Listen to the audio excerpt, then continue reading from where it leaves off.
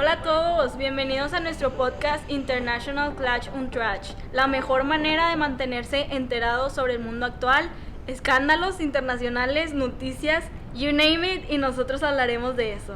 El día de hoy vamos a tocar un tema internacional de gran interés para todos nuestros internacionalistas, que es el comercio, o sea, abordaremos todo sobre la Organización Mundial del Comercio, World Trade Organization, Welthandelsorganisation, Organización Mundial du Commerce, en el idioma que lo conozcan. Así es, y hoy tenemos un invitado especial, el experto licenciado en Relaciones Internacionales Edson de la Garza. Muchas gracias por venir. No, muchas gracias a ustedes, me da mucho gusto por fin poder estar aquí con ustedes.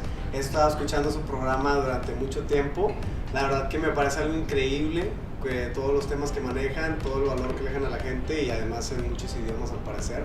La verdad me considero un fan y pues me encanta estar aquí con ustedes, muchas gracias.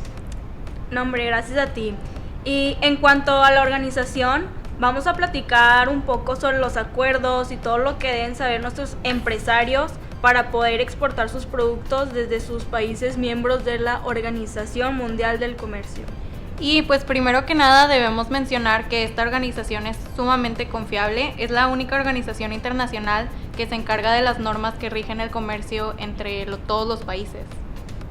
Sí, y esto lo hacen a través de los acuerdos que incluyen los ámbitos de agricultura, textiles y vestido, servicios bancarios y telecomunicaciones, que pues vamos a estar platicando sobre cada uno de ellos detalladamente para que los conozcan y sepan qué onda.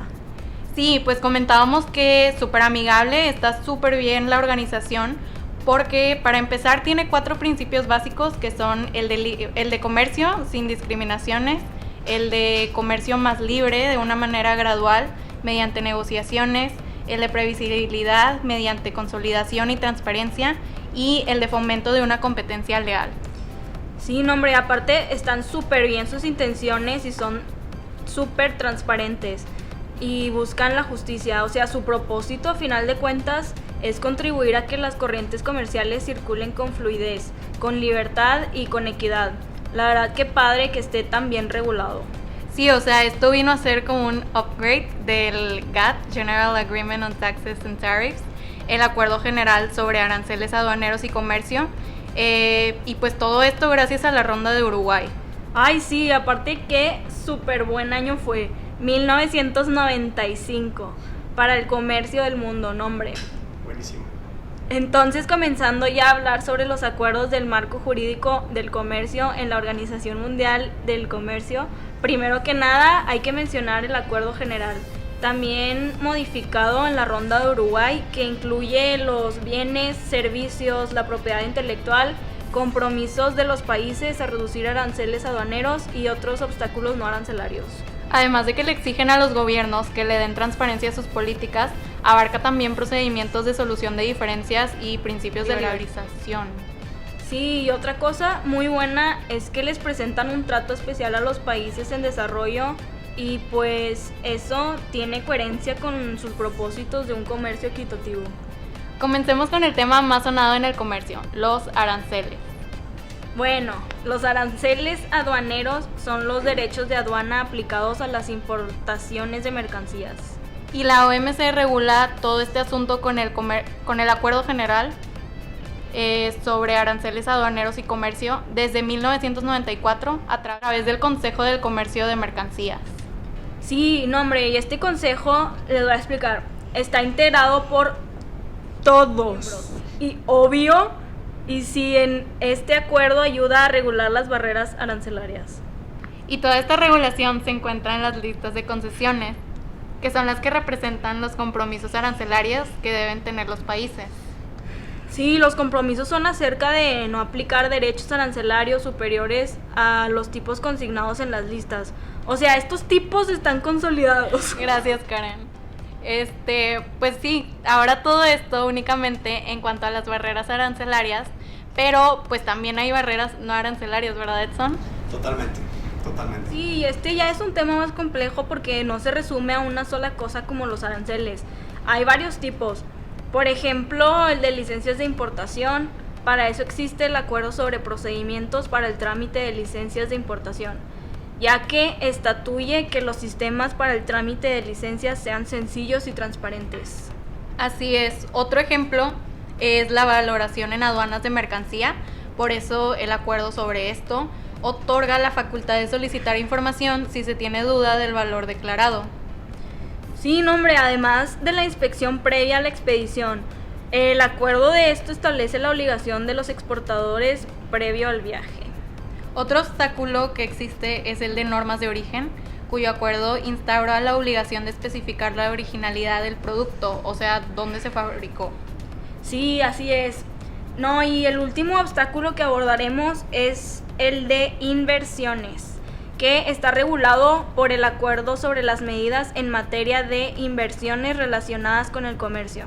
Así se llama, que nos dice que debe haber un trato igualitario entre mercancías extranjeras y nacionales.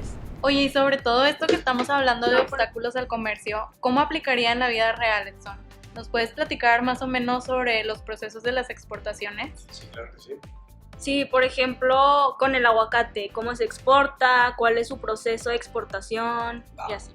Ok, mira, es bien interesante cuando entramos a este tema, en especial del aguacate. Yo creo que todos tenemos un proyecto de exportación de aguacate y tal. Entonces, pues necesitas algunas regulaciones y restricciones arancelarias y otras no arancelarias que deben cumplirse para ser exportado. Por ejemplo, tenemos el manejo fitosanitario y la movilización del aguacate, ¿no? Esto está en las normas oficiales mexicanas, ¿no? Sí, precisamente están en las normas oficiales mexicanas y estas son 100% obligatorias. Hablando de otros que no son obligatorios, pero la verdad son súper recomendados, es el registro de marca, el cual es el no obligatorio, pero totalmente lo necesitas tener registrar tu marca. Y pues el código de barras es esencial para todos estos temas. Dentro de otras documentaciones requeridas, puedes mencionar quizás el certificado para la exportación, el análisis del producto, y pues la expedición de certificación fitosanitaria internacional por las AGAPAS es súper necesaria, ya que pues eso sí, claramente es certificado para lo mismo. Oye, y también es muy importante como la fracción arancelaria, especificarla y no equivocarse en esa, ¿verdad? Totalmente. La fracción arancelaria es esencial, ya que nos va a decir de qué producto estamos hablando, si es peligroso, si no es peligroso, su procedencia, o sea, prácticamente te dice esos pequeños números, que son, si mal no recuerdo, 10 números. Esos nos van a decir el producto y todas sus características, son esenciales también tenerlos en mente. Sí, son 8 y No, no importa. Y pues también nos ayuda a saber el precio del porcentaje del arancel, ¿no? Sí, los países como Estados Unidos, Países Bajos, Francia y Reino Unido no le aplican aranceles a México. Oye, Edson, y mencionaste algo que era importante sobre la marca, que creo que sí cabe recalcar que pues lo que la OMC trata es de cuidar la propiedad intelectual de todos, ¿no? Sí, totalmente. Es totalmente necesario este tema de la propiedad intelectual, pues ya que pues sabemos que hay mucha gente que todo el tiempo está buscando pues gancharse, ¿no? de productos o de marcas que ya están establecidas o que tienen cierto prestigio. Entonces, si tú te estás desprotegido de esa parte, pues prácticamente pues, estás como que libre para que te roben, ¿no? Eres como que un objetivo. Entonces, o sea, a lo mejor todo tu producto, toda la tecnología, todo el desarrollo que le has metido puede llegarle fácilmente y pues, apropiárselo, ¿no? Porque necesitas tener como que esta protección que te da la ley, que es el registro de marca. Sí, bueno, como quiera vamos a abordar ese tema más adelante, para profundizar un poquito más sobre eso. Pero pues ahora, además de acuerdos de barreras arancelarias y no arancelarias, pues sabemos también que tenemos otros muy importantes, pero pues ya son temas diferentes que mencionamos ahorita al comienzo. Sí, por ejemplo, el acuerdo sobre normas y seguridad. A veces se tienen que tomar medidas que afecten al comercio para proteger la salud y la vida de las personas, a los animales y a la preservación de los vegetales. Los gobiernos imponen diferentes tipos de medidas para esto. Y pues estos acuerdos adquieren cada día más importancia a medida de que pues se van suprimiendo los obstáculos arancelarios. Por otro lado, hablando sobre los acuerdos de los textiles, estos buscan un mejor acceso a los mercados. Como principios generales de la OMC, estos tratan lo mismo. Así es, todo esto está enfocado para aumentar el crecimiento del comercio internacional en cuanto a los textiles y vestimenta, por el bien abarcando los propósitos en sí de la OMC, ¿no? Cumpliendo con su deber. Solo que más específico en su tema, ahora tenemos otros acuerdos en materia de agricultura, por ejemplo. Sí, el acuerdo sobre agricultura es muy importante porque este es el que le autoriza a los gobiernos a prestar ayuda a sus economías rurales, o sea, de preferencia que sea por medio de políticas que ocasionen menos distorsiones al comercio. Sí, pues además de que le permite como cierta flexibilidad a los países en desarrollo, pues a la hora de cumplir todos sus compromisos y no tienen que reducir sus subvenciones. ¿Qué son las subvenciones? Son la ayuda de inversiones de algunos países en ciertos de sus sectores económicos. Tampoco tienen que reducir sus aranceles y se les concede un plazo adicional para cumplir con sus obligaciones. Entonces volvemos a que se cumple muy bien con los principios de equidad que fomenta la OMC con todo esto. Sí, pues todas estas normas y compromisos se aplican al acceso a los mercados, a la ayuda interna y a las subvenciones a la exportación. Además de otros métodos que los países aplican para artificialmente lograr que las exportaciones sean competitivas. Ahora, todo esto trata sobre productos, pero también debemos hablar sobre los servicios que son de igual importancia. Para esto está el Acuerdo General sobre el Comercio de Servicios, ¿verdad? ¿Qué es lo que incluye, Karen? Incluye 3 partes, ¿no? Sí. Y mira, estas 3 partes son el acuerdo marco, donde se establecen obligaciones básicas aplicables a todos los países miembros. Lo otro son las listas de compromiso, que ahí pues tiene compromisos nacionales específicos y anexos relativos a la situación especial de los sectores de servicios. Sí, pues el acuerdo facilita una participación creciente de los países en el desarrollo y tampoco permite que los proveedores pues monopolicen, ¿no? el mercado, para que no abusen de su posición, ya que pues esto de la monopolización es un tema bastante fuerte, ¿no? Dentro del comercio internacional. Sí, claro que sí. Sí, ahora pues también se cuenta con un acuerdo sobre los aspectos de los derechos de propiedad intelectual, que estos están relacionados con el comercio, porque no solamente se comercian productos y servicios alrededor del mundo. Sí, pues como nos comentaba Edson, son muy importantes porque pues abarcan la mayoría y si no es que todos los tipos de propiedad intelectual, por ejemplo los derechos de autor, los derechos de conexos, que son sobre obras literarias y artísticas. Estas pues están protegidas por mínimo 50 años después de la muerte del autor. Claro, otro tipo es el de las marcas de fábrica o de comercio. Estas vienen incluidas de servicios, como son los signos, logos y todo eso que viene relacionado. Ajá, aparte de pues los dibujos y los modelos industriales, los esquemas de trazado, o sea, las topografías, de todos los circuitos integrados que están protegidas, estas están protegidas por mínimo 10 años. Ok, tenemos también a las patentes, obvio, además de la información no divulgada o confidencial, incluyendo los secretos comerciales, ejemplo, recetas, procesos, sistemas, desarrollo, etc. Incluso los nombres de lugares para identificar un producto son un tipo de propiedad intelectual. Sí, por ejemplo, ¿cuáles, Karen? Por ejemplo, el scotch, el tequila, no pueden llamarse así si no fueron hechos en el lugar donde pues donde fue producido, sí. Donde fue producido, exactamente. Tiene que ser producido, por ejemplo, el tequila nada más puede salir de México. Ajá, champán también, por ejemplo. El whisky, de hecho, por eso hay algunos, sí, como mencionó Karen, que se llaman vino espumoso, porque no pueden llamarse champaña. Porque no. Ándale, exacto. Excelente. Eso, todo nos queda bien claro, ¿verdad? Bueno, está muy completo todo esto que incluye. Y qué bueno, porque se protegen los derechos de propiedad intelectual, que era lo que hablábamos ahorita, ¿verdad, Edson? Totalmente, sí, es muy importante. Y sí, ya sea a nivel personal o a nivel nacional. Sí. Ahora, también existen acuerdos plurilaterales, o sea, de participación minoritaria. Este tema es un tema muy interesante Pues la mayoría de los miembros sabemos que pues, suscriben todos los acuerdos de la OMC, ¿no? Como quiera, pues pasó la ronda de Uruguay y quedaron 4 acuerdos que habían sido negociados originalmente en la ronda de Tokio y pues el número de signatarios era más reducido. Todos los demás pasaron a ser obligaciones multilaterales, es decir, se deben de cumplir por todos los miembros. Sí, entonces pues estos 4 acuerdos son el acuerdo sobre el comercio de aeronaves civiles, el acuerdo sobre contratación pública, el acuerdo internacional de productos lácteos y el acuerdo internacional de la carne de bovino.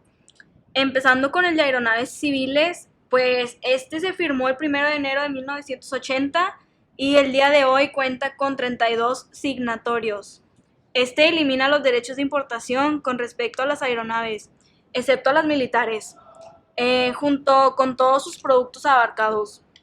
Además, tiene disciplinas sobre las compras de aeronaves civiles dirigidas por el Estado y los incentivos a la compra. También regula la ayuda financiera oficial al sector de aeronaves civiles. 3. Totalmente. Otro acuerdo plurilateral es el acuerdo sobre contratación pública, firmándose el 1 de enero de 1981. Sin embargo, su última versión es la actual, el del 6 de abril del 2014, si no me equivoco. Esta cuenta con 48 miembros y con 35 observadores. De estos 35 observadores, 12 países ya están en proceso de adhesión al acuerdo. Pues todo esto para maximizar los beneficios de la contratación de actividades de servicios, ¿verdad? Sí, de productos básicos. Exacto. E incluso tecnología. Para este se necesita un sistema de contratación pública sólido que se base en principios de transparencia, integridad y competencia. Para eso está este acuerdo, para pues garantizar que no se discriminen los productos o proveedores extranjeros. Y pues este acuerdo tiene 2 elementos muy importantes, Sí, ¿verdad? Exactamente. Este acuerdo tiene 2 muy importantes, que son las normas y las obligaciones generales. Estas vienen a ser meramente procedimientos de licitación con condiciones equitativas y no discriminatorias, totalmente, para cumplir las finalidades pues, de este acuerdo, ¿no? Que son pues, totalmente todo justo. Sí, por así sí, decirlo, sí. en pocas palabras. Además de que reflejan novedades en el ámbito de contratación. Sí, eso es muy importante, se mantiene actualizado todo. Totalmente. Sí. No, hombre, y las listas de cobertura, que Sí. son las listas de entidades de cada participante, cuyas compras y contrataciones de los bienes, servicios de construcción abarcados, etcétera, todos estos están sujetos al acuerdo. Sí. Sí, bueno, los otros 2 acuerdos de participación minoritaria son el Acuerdo Internacional de Productos Lácteos y el Acuerdo Internacional de la Carne de Bovino. Sí, que vino pasando lo mismo con ambos, ¿no? Así es, expiraron en 1977 porque pues, los países signatarios de estos acuerdos decidieron que era más conveniente tratar con acuerdos de agricultura y de aplicación de medidas sanitarias y fitosanitarias. Aparte, pues... Por ejemplo, en el acuerdo de los productos lácteos, ni siquiera lo habían firmado los mayores productores. Sí. Entonces era muy difícil el establecimiento de precios y todo eso. Sí. Pues sí, ahora pues yo creo que deberíamos de abordar un tema importante, ¿no? Para la OMC, que es el acuerdo sobre exámenes de política comercial, muy interesante. Estos exámenes vienen siendo más como evaluaciones, ¿no? Para ver Exacto. qué onda con el país. Sí, así es. No, hombre, y se centran en las políticas y prácticas comerciales de cada miembro, junto con las necesidades más amplias de los países en materia económica y de desarrollo, sus políticas y objetivos y su entorno económico externo. Este es el mecanismo de examen de las políticas comerciales que se aplica más que nada. Sí, totalmente. O sea, para cada examen se preparan 2 documentos, la información detallada, el informe detallado, elaborado independientemente por la Secretaría de la OMC. Pues estos 2 documentos, más el texto de las observaciones a modo de conclusión formulado por el presidente del órgano de examen de las políticas comerciales, son los que van a ser publicados. Y pues este mismo órgano, que es el OEPC, el órgano de examen de las políticas comerciales, como acabo de mencionar, también es el que rige las actividades y el periodismo de estos exámenes, ¿verdad, Karen? Sí, así funciona. Las 4 principales entidades, que son la Unión Europea, Estados Unidos, Japón y China, son objeto de examen cada 3 años aproximadamente, y los que le siguen son los 16 países siguientes. Estos no están así como que ya clasificados, sino es conforme... Sí, es en función de su participación en el comercio. Sí, en ese año, en esos años. Estos lo van a hacer cada 7 años. Sí, y el resto de los países van a ser cada 6 años o más, por lo menos... Pues ser menos desarrollados. Sí, porque son... Sí, y pues esto va a variar, o sea, depende del desarrollo del país. A lo mejor pueden ser entre 6, 7, 8, 9 años, depende de cada uno, ¿no? Sí, de hecho esto se reformó en el 2017, anteriormente... Sí, antes eran de 2, 4 y 6 años. Sí, antes era 2, 4 y 6 y esto se reformó en el 2017. Dato curioso. Bueno, y estos son los acuerdos de la OMC, que como ya vimos, cada uno de ellos es de suma importancia. Le otorga responsabilidades diferentes a las autoridades correspondientes de cada país que es miembro de la organización, y pues son responsabilidades, pues de cada rama del comercio. Claro, o sea, que no solamente son los acuerdos los que rigen todo en función de la OMC, o sea, también existen tipos de procedimientos y organismos para situaciones específicas.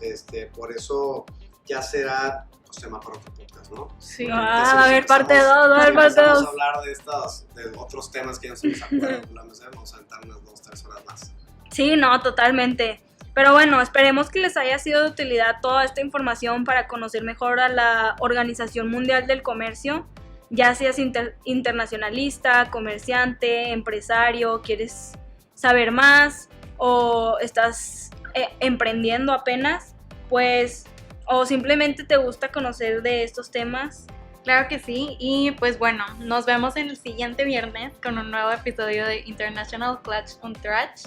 No olviden seguirnos en Instagram, @International Clutch und Tratsch. Y en nuestras cuentas personales, obviamente, @Karen_Rodríguez A y @MayraRDZT. Claro, también, claro que las voy a seguir.